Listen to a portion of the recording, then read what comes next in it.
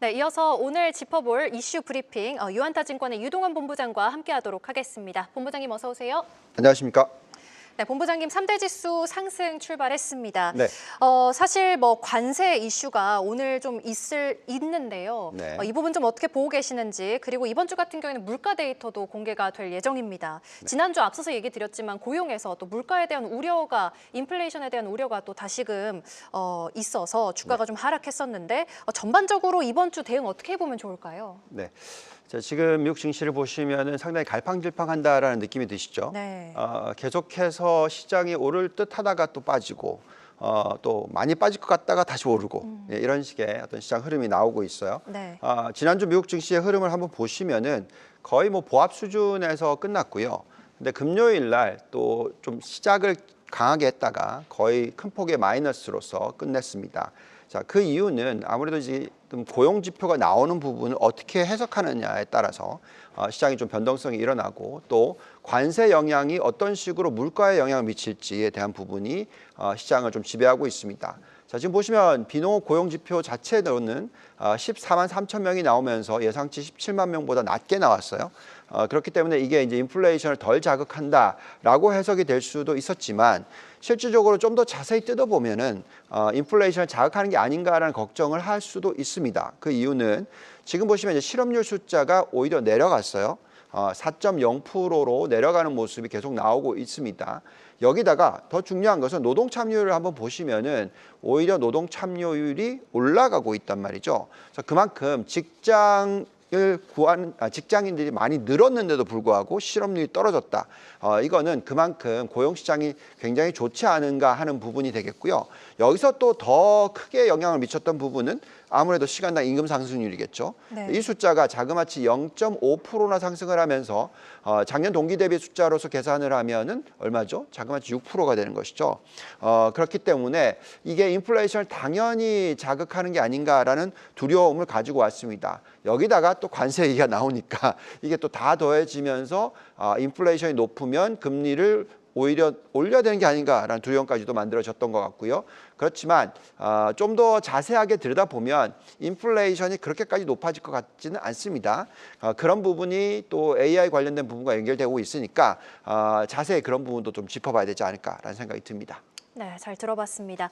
자, 바로 이어서 오늘 본부장님과 함께 나눠볼 이슈, AI 설비 투자입니다. 사실 딥시크의 등장으로 AI 시장에 아무래도 효율적인 모델에 대한 관심이 지금 높아져 있는 상황에서 시장이 사실 그때 당시에는 크게 흔들렸었지만 이제는 AI 시장 성장을 이제는 앞으로 가속화할 것이다라는 것에 대해서 오히려 호재로 지금 좀 작용을 하고 있는 것 같은데 본부장님 지난주까지만 해도 빅테크들의 실적이 나왔잖아요. 네. 여기서 가장 주목됐었던 게 이 AI 설비 투자, 그러니까 공격적으로 인프라 구축을 하고 있는 부분, 이 부분을 좀 어떻게 보셨는지 궁금하거든요. 네, 저는 요즘에 숫자를 들여다보고 있으면 상당히 놀랍습니다. 그러니까 사이클이 굉장히 빠르게 진행되고 있다라는 게 느껴지고요.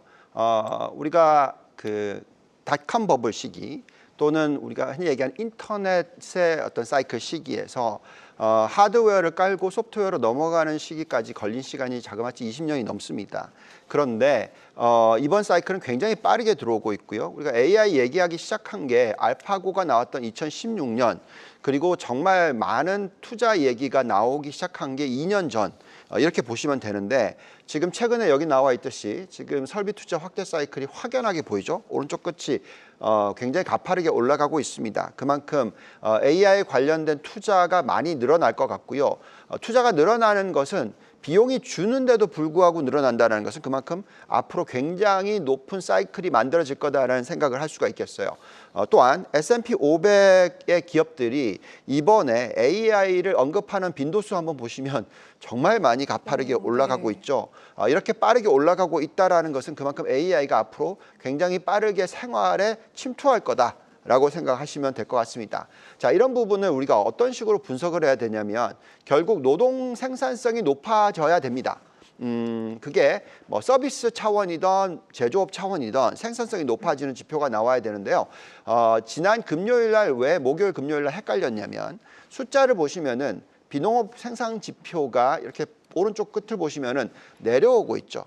그러니까 전년 동기 대비해서는 1.6% 상승률이지만 가장 높았던 2, 3분기 전의 숫자 대비해서는 계속 내려오고 있단 말이죠. 그러니까 이 부분을 놓고 많이들 걱정을 하십니다. 그 이유가 아까 보여드렸던 이 고용 지표 중에서 임금 상승률이 높아졌기 때문에 그래요. 그렇지만 좀 자세히 들여다보면 지금 이 제조업보다 서비스업에서의 생산성이 계속적으로 좀 좋게 나오고 있는 부분이 있고요.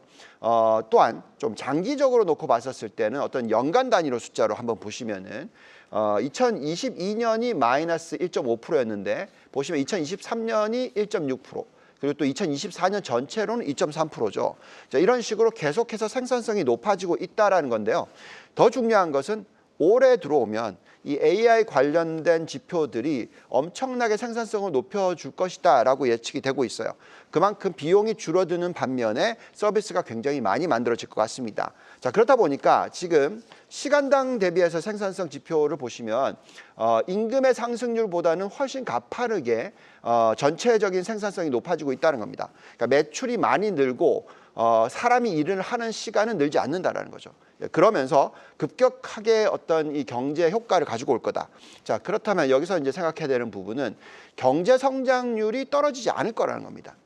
인플레이션도 크게 올라가지 않을 거라는 거죠. 우리가 실질 경제 성장률은 아무래도 명목 성장률에서 인플레이션을 뺀 숫자잖아요. 지금 다들 걱정하는 것은 뭐 관세라든지 여러 가지 부분 때문에 인플레이션이 높아져서 GDP 성장률이 떨어지는 것을, 실질 성장률이 떨어지는 것을 걱정을 하는 거거든요. 그렇지만 여기 보시면 2025년 1, 4분기 아틀란타 연해 GDP 성장률 예상치가 얼마가 나오고 있죠? 자그마치 2.9%가 나오고 있어요. 이건 실질 성장률입니다. 그리고 또 뉴욕 연은에서 발표하는 수치도 있는데 보통 이 숫자가 아까 보여드렸던 아틀란타보다는 더 낮은데 이번에는 더 높아요. 그만큼 경제 성장률에 대한 기대치가 지금 만들어지고 있다라는 겁니다. 경제 성장률이 3% 가까이 나오고 인플레이션이 2% 넘게 나오는데도 불구하고 이렇게 나온다는 것은 그건 무슨 얘기냐? 명목 성장률이 굉장히 더 좋아진다. 즉 연간 단위로 5% 이상, 높게는 6%까지도 성장할 수 있다라는 숫자가 나올 수가 있다는 겁니다. 자, 이렇게 되면 결국 무엇일까요? 기업 실적이 좋아져요. 기업 실적 숫자 한번 보시면은 지금 어떻게 나오고 있네요. 4, 4분기의 실적이 전년 동기 대비해서 자그마치 16.4%나 증가하고 있다. 예. 정말 놀라운 숫자입니다. 그리고 내년도를 보시면은 어느 정도까지 늘어날 것이냐, 또 다시 한 14%대 늘어날 거다. 그러니까 올해보다도 더 좋아지는 숫자가 나올 수도 있다라는 겁니다. 그래서 이 S&P 500 기업들의 이 실적에 대한 낙관론 자체도 지금 한번 보시면 테이블로 나오고 있는데요. 정말 오렌지색 보시면 크게 올라가고 있죠. 이만큼 지금 기업들은 생산성을 높일 룸이 너무나 많구나.